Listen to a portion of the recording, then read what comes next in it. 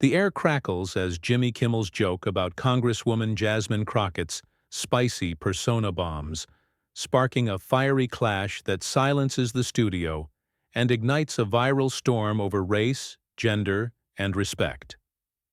The bright lights of the Jimmy Kimmel Live studio cast a warm glow over the familiar set, with its sleek desk and plush guest chairs. The audience buzzed with anticipation as Jimmy, in his signature suit, leaned back, grinning after delivering a punchline. "So, Jasmine, you're known for bringing that spicy Texas flair to Congress. How do you keep the heat on those D.C. folks?" The crowd chuckled, expecting a playful response from U.S. Representative Jasmine Crockett, the guest of the night. But the mood shifted in an instant. Jasmine, poised in a sharp blazer, tilted her head, her smile fading into a steely gaze. "Spicy?" she repeated, her voice low but cutting through the laughter like a blade. The audience hushed, sensing the tension. Jimmy's grin faltered, but he leaned forward, trying to keep the vibe light. "Yeah, you know, bold, fiery, that Texas energy." He doubled down, gesturing animatedly. Jasmine didn't flinch. She crossed her arms, her eyes locked on his. "Let's unpack that, Jimmy. Why is it that when a black woman speaks her mind, she's spicy? You don't call my male colleagues spicy when they raise their voices in Congress."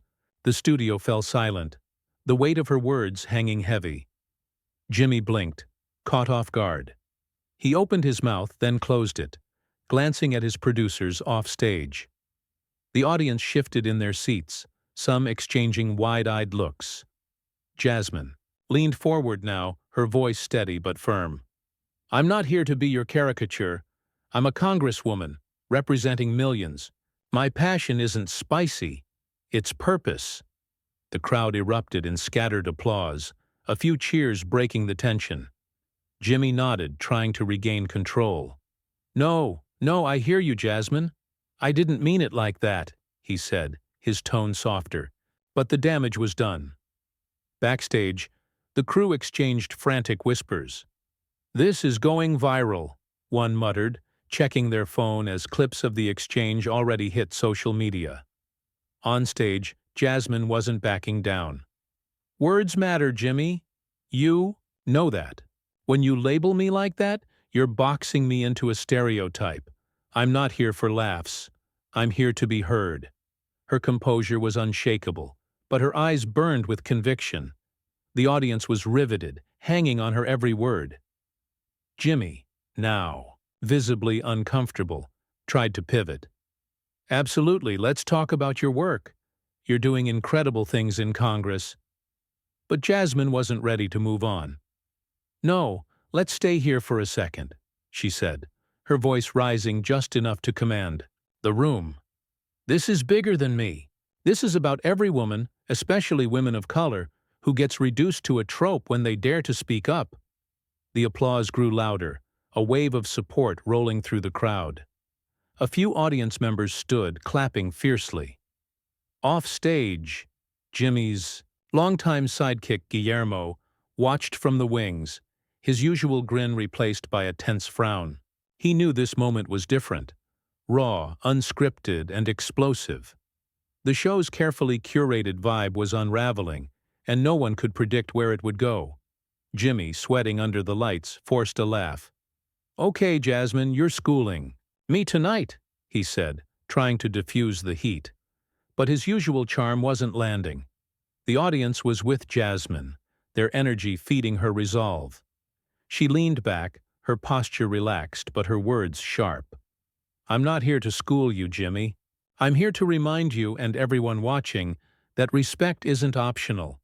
Not for me, not for any woman in power." The crowd roared, the sound swelling like a tidal wave. Jimmy nodded, his face a mix of admiration and unease. He knew he was in deep, and the conversation was far from over. The Jimmy Kimmel Live studio buzzed with electric tension, the crowd's roar still echoing as Jasmine Crockett's words hung in the air. Her calm defiance had flipped the script, and Jimmy, usually the master of the room, was scrambling to keep up. He leaned forward, his hands clasped tightly on the desk, a forced smile masking his unease. "Jasmine, I respect you. I do. Let's talk about your work, your fight in Congress," he said, his voice a touch too eager to pivot. But Jasmine wasn't letting him off that easy. Her eyes narrowed, a flicker of frustration crossing her face. "Jimmy, you don't get to sidestep this," she said, her tone measured but unyielding. "You made a choice with that spicy comment. Own it. This isn't just about me, it's about the millions of women who get dismissed with a laugh." The audience erupted again, some clapping, others murmuring in agreement. A woman in the front row shouted, "Tell him!" and the energy in the room surged. Jimmy's smile tightened, his fingers tapping the desk nervously. He glanced at the teleprompter, but no script could save him now. "I hear you," he said, his voice softer, almost pleading. "I didn't mean to offend. I'm trying to understand." Jasmine tilted her head, unimpressed. "Trying isn't enough, Jimmy. You're a comedian, sure, but you're also a platform. People listen to you. When you reduce me to a stereotype, you're telling them it's okay to do the same." The crowd's cheers grew louder, a wave of support that seemed to embolden her further. Backstage, the producers were in chaos. One hissed into a headset, "We can't cut to commercial yet. This is too hot." Another scrolled frantically through social media, where Botcher Jasmine vs. Jimmy was trending, with clips of the exchange racking up millions of views. On stage, Jimmy tried to regain footing. "Okay, let's be real. I'm learning here, and I'm not perfect," he admitted, his charm flickering back. "But I want to get this right. Help me out." It was a classic Kimmel move, disarm with humility. But Jasmine wasn't buying it. "Help you?" she said, her voice rising with a mix of disbelief and fire. "This isn't my job, Jimmy. It's not my job to make you comfortable with accountability." The audience gasped, then cheered, the sound swelling like a storm. A few stood clapping fiercely while others whispered, sensing the confrontation escalating. Jimmy's face flushed, his usual cool unraveling. "I'm not asking you to fix me," he shot back, a hint of defensiveness creeping in. "I'm saying I'm listening." Jasmine leaned forward, her gaze piercing. "Listening isn't enough if you don't act on it. You've got a platform bigger than most. Use it to lift up, not tear down." Her words landed like a punch, and the crowd roared again, some chanting her name. Jimmy rubbed his jaw, visibly rattled. He'd faced tough guests before, but this was different. Jasmine was holding a mirror up, and he couldn't look away. Off stage, Guillermo paced, muttering, "This is bad, man. Jimmy's in over his head."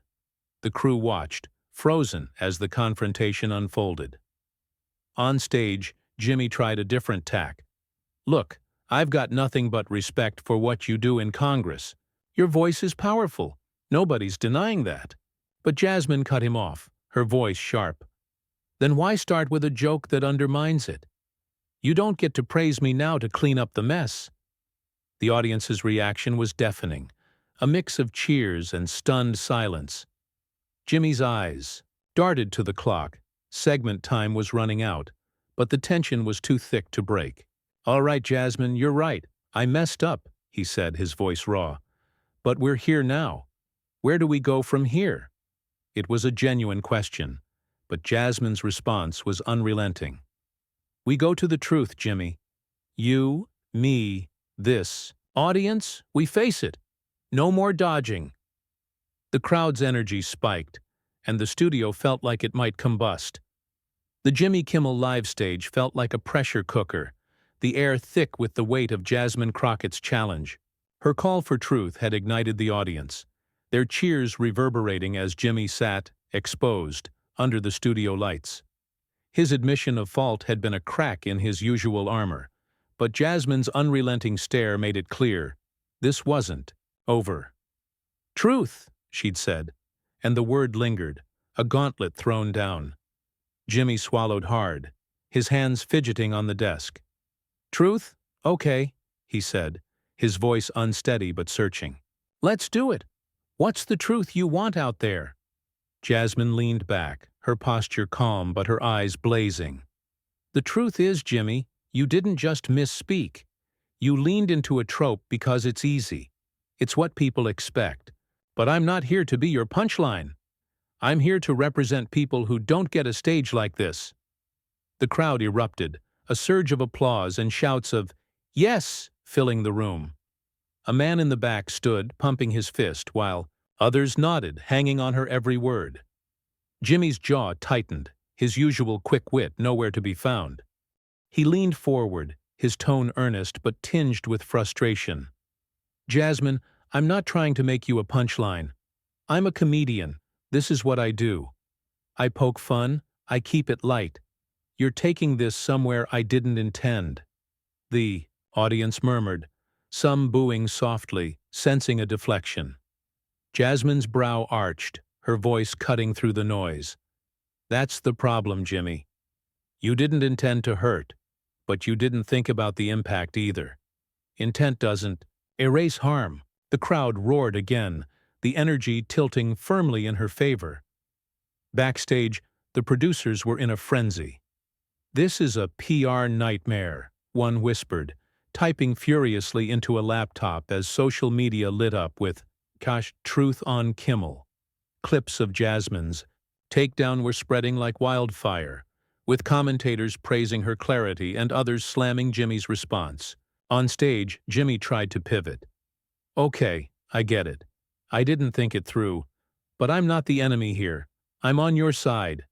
His voice rose, a mix of sincerity and defensiveness that only fueled the tension. Jasmine didn't blink. "If you're on my side, Jimmy, then listen when I say this. Your platform amplifies everything. One joke from you can drown out years of my work. That's the weight you carry." Her words landed like a thunderclap, and the audience's reaction was deafening. Cheers, claps, and a few gasps. A woman in the front row wiped her eyes, visibly moved. Jimmy ran a hand through his hair, his cool unraveling further. "I don't want to drown you out," he said, his voice softer. "I want to amplify you." "Then do better," Jasmine shot back, her tone sharp but controlled. "Amplify without conditions. Don't make me fit your narrative to get respect." The crowd was on its feet now, the applause shaking the studio. Jimmy's eyes flicked to the audience, then back to Jasmine, his expression a mix of respect and exasperation. "You're tough, you know that?" he said, a faint smile breaking through. But Jasmine wasn't here for charm. "I have to be," she replied. "You think Congress is a picnic?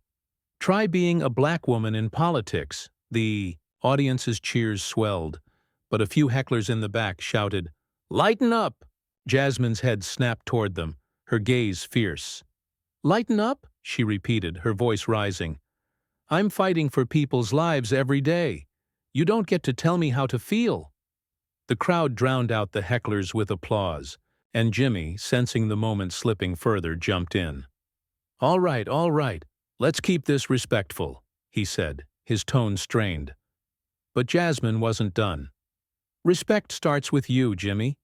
Lead by example." Off stage, Guillermo watched, wide-eyed, muttering, "She's unstoppable." The crew was frozen, knowing this was a defining moment for the show. On stage, Jimmy took a deep breath. "I'm trying, Jasmine, I swear I am. But where's the line? How do I joke without crossing it?" It was a raw question, and the audience quieted, waiting for her response. Jasmine's eyes softened, but her voice held firm. "The line is when you stop seeing me as a person and start seeing me as a prop." The words hit hard, and the studio held its breath. The silence in the Jimmy Kimmel Live studio was deafening. Jasmine Crockett's words, "The line is when you stop seeing me as a person and start seeing me as a prop," ringing like a bell. Jimmy sat frozen, his hands gripping the edge of his desk, the weight of her truth sinking in. The audience, hushed, leaned forward, sensing the raw vulnerability of the moment. Jasmine's gaze held steady, her softened eyes betraying a flicker of hope that Jimmy might finally get it. But the tension was far from resolved, and the clock was ticking. Jimmy exhaled, his voice low but earnest. A prop? Jasmine, that's not how I see you. I invited you here because you're a force, not a punchline.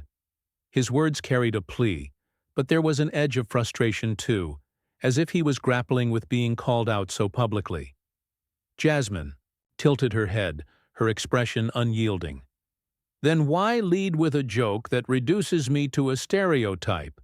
You set the tone, Jimmy. That's on you. The audience murmured, a mix of agreement and unease, as the confrontation dug deeper. The crowd's energy shifted, some clapping in support, others whispering, unsure if Jimmy could claw his way back. A woman in the second row shouted, "Own it, Jimmy!" And the room buzzed with anticipation. Jimmy's eyes flicked to her, then back to Jasmine. "I'm owning it," he said, his voice rising. "I said I messed up, but I'm not the bad guy here. I'm trying to have a conversation." His defensiveness sparked a ripple of boos, and Jasmine's brow arched, her calm demeanor a stark contrast to his fraying composure. "Trying isn't the same as doing," she said, her voice sharp but controlled. "You want a conversation? Then stop dodging the hard parts. You don't get to apologize and expect a clean slate when the harm's still out there." The audience erupted, cheers and applause swelling as Jasmine's words cut through. Social media was ablaze backstage, with Jasmine Speaks trending globally, clips of her takedown amassing millions of views. A producer muttered, "This is bigger than the show now." Jimmy leaned back, rubbing his face, his usual charm buried under the weight of the moment. "Okay, Jasmine, you're right. I set the tone and I blew it. But I don't know how to fix this on live TV with 10 minutes left." It was the most unguarded he'd been all night, and the audience quieted, sensing a turning point. Jasmine leaned forward, her voice steady but firm. "You fix it by listening, not just to me, but to the people who feel erased by moments like this. Start there." The crowd roared, a wave of support that shook the studio. But a few hecklers in the back jeered, "Get over it!" Jasmine's head snapped toward them, her eyes flashing. "Get over it," she repeated, her voice rising with controlled fury. "I've spent my career fighting for people who don't have the luxury of getting over being dismissed. Don't tell me how to respond." The audience drowned out, the hecklers with cheers, some standing, clapping fiercely. Jimmy raised a hand, trying to regain control. "All right, let's keep it civil," he said, but his voice lacked authority. Backstage, Guillermo whispered to a crew member, "She's rewriting the rules out there." The producers were in damage control mode, one typing furiously into a phone, another signaling to delay the commercial break. On stage, Jasmine pressed on. "Jimmy, this isn't just about tonight. It's about every time a woman, especially a black woman, gets reduced to a trope. You've got power. Use it to change the narrative, not reinforce it." Jimmy nodded, his face a mix of admiration and exhaustion. "I want to," he said, his voice raw. "But I'm human. I screw up. How do I make this right without it feeling like I'm just saving face?" It was a genuine question, and the audience leaned in, waiting for Jasmine's response. She paused, her eyes searching his. "Start by being honest, not just with me, but with yourself. Ask why that joke felt okay in the first place."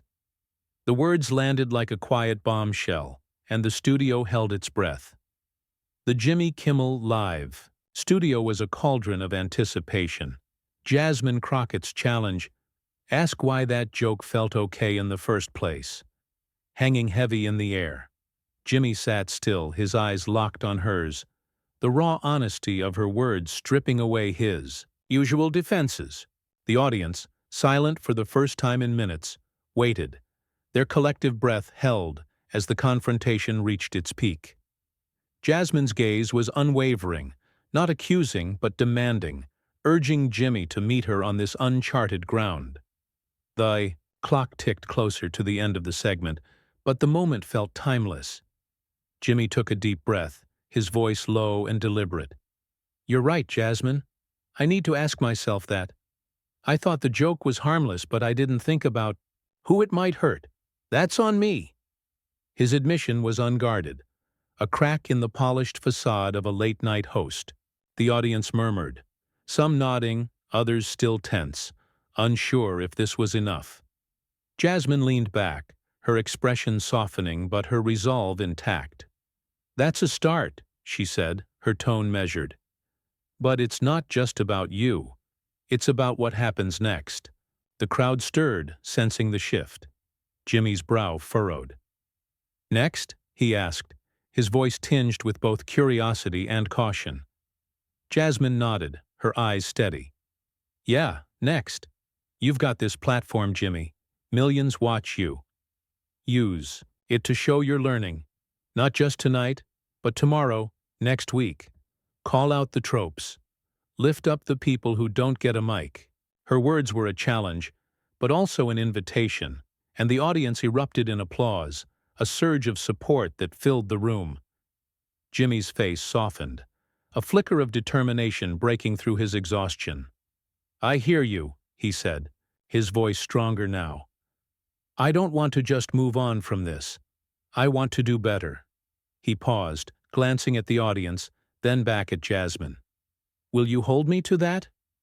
It was a bold move, vulnerable and direct, and the crowd roared, some cheering, others clapping fiercely. Jasmine's lips curved into a small, genuine smile, the first of the night. "Oh, I will," she said, her tone light but firm. "And so will they."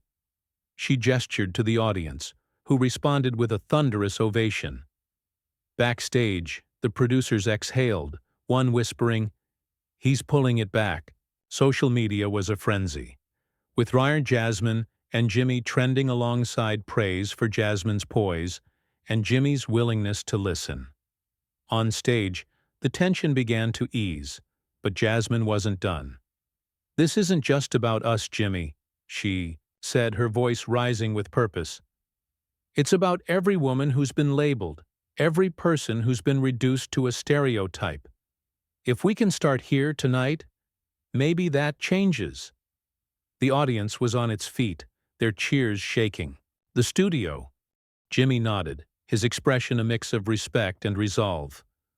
"Let's start here," he said, extending his hand. Jasmine looked at it, then at him, and after a beat, she shook it. Not as a truce, but as a pact. The crowd's applause swelled, a cathartic release after the night's intensity.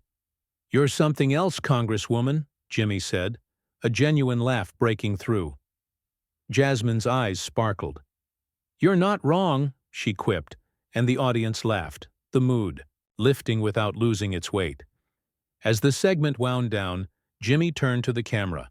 "Folks, this is why we do this show, to have real moments like this. I'm gonna mess up again, but I'm listening and I'm learning. Thanks to Jasmine Crockett for reminding us what matters." The crowd cheered, and Jasmine gave a nod, her composure unshaken but her impact undeniable. The show closed with the band playing an upbeat tune, but the real melody was the conversation echoing beyond the studio. Offstage, Guillermo high-fived a crew member, grinning. "That was real," he said. Online, the moment was already a cultural touchstone, sparking debates, think pieces, and calls for change. Jasmine's words had lit a fire, and Jimmy's response, imperfect but earnest, had kept it burning. Together, they'd turned a confrontation into a catalyst, proving that truth, when faced head-on, could shift the narrative for good.